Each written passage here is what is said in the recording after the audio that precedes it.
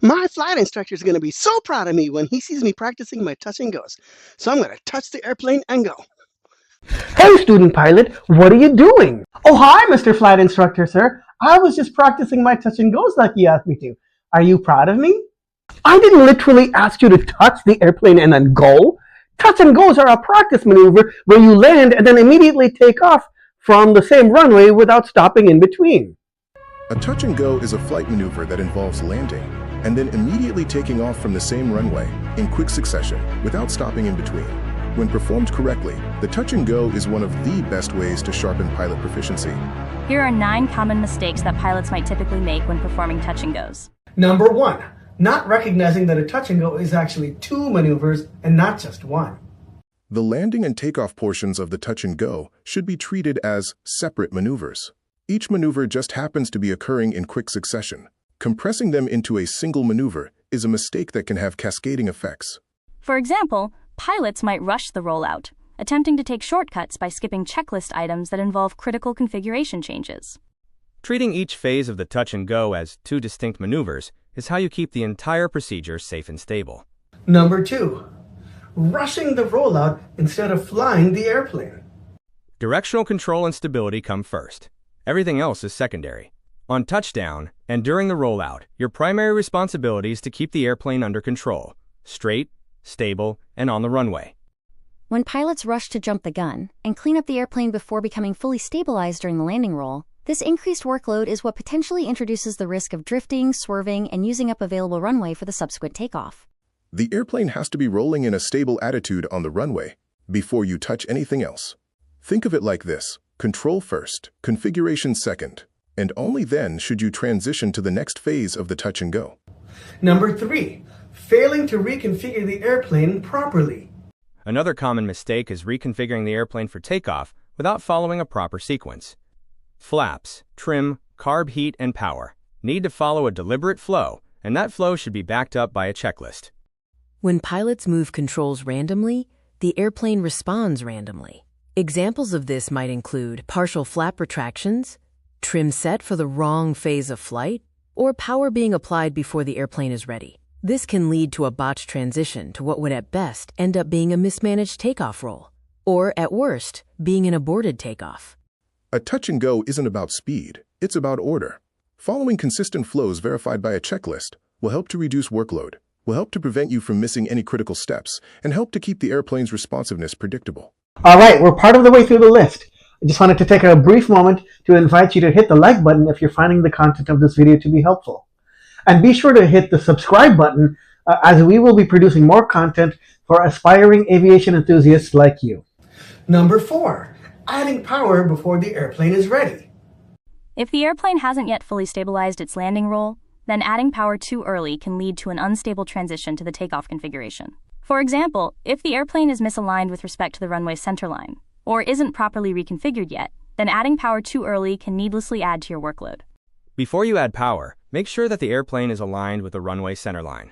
Make sure that the airplane is properly trimmed for takeoff. Make sure that carb heat is off. And make sure that the flaps are fully retracted, or are set to short-field takeoff configuration if you intend to perform a short-field takeoff. Once you add power and the airspeed builds up again, the airplane will begin to exhibit the left-turning tendency due to P factor. So it is imperative that you wait until the airplane is fully stabilized on its ground roll before adding power to commit to the subsequent takeoff. This may all transpire within a matter of mere seconds, but it is absolutely essential that you are deliberate about timing the application of power and not engaging it prematurely. Number 5, forgetting to retrim the airplane and then having to fight the controls. Forgetting to retrim the airplane for takeoff upon touchdown is a common omission during touch-and-go operations. Upon landing, the airplane will have been trimmed for an idle engine and final approach attitude. If you do nothing, then this trim setting will not be conducive for the full throttle rotation speed, which is required for maximum climb performance efficiency during the touch-and-go maneuver. Excessive control pressure on the yoke will otherwise be required as power is added and the airspeed increases.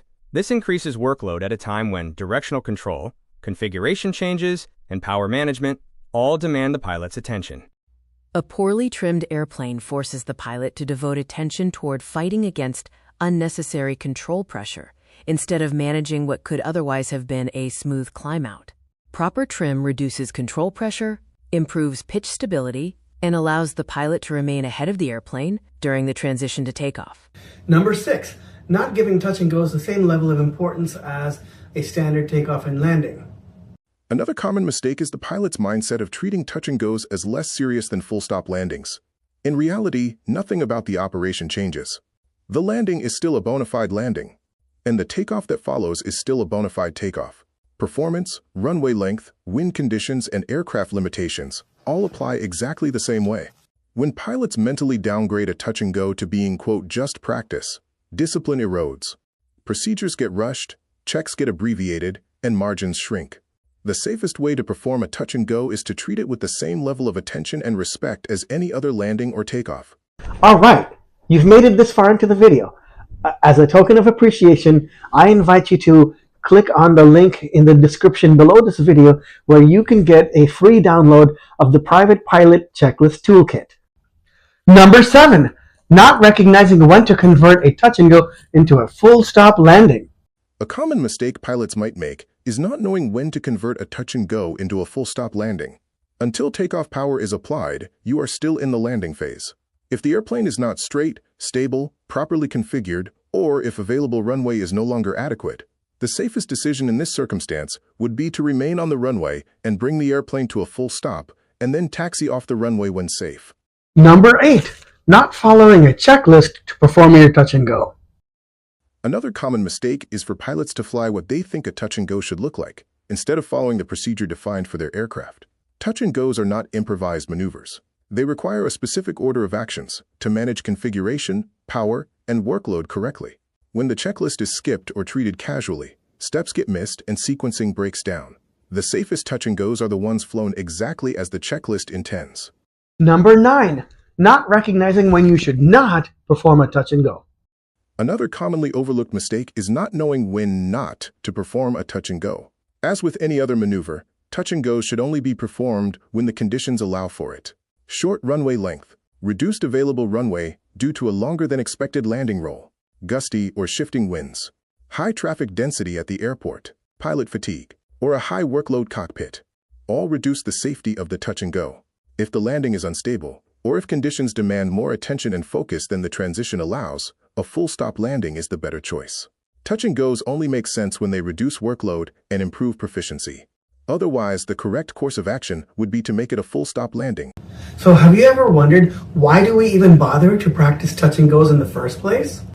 Touch-and-Gos serve as an extremely effective training and proficiency tool. They build efficiency in the traffic pattern, they reinforce configuration discipline, and they sharpen your ability to quickly and adeptly master the transition between landing and takeoff. When conditions are appropriate, touch-and-gos allow high-quality repetitions without the unnecessary downtime. But touch-and-gos aren't just about saving time. They're also about practicing transitions. If touch-and-gos are rushed, unstable, or poorly executed, this can lead pilots to demonstrate poor performance in the traffic pattern. When flown with intent and discipline, the touch-and-go maneuver is, hands down, one of the most effective training tools available, not just for student pilots seeking to develop pattern work mastery, but also for experienced pilots looking to sharpen their skills.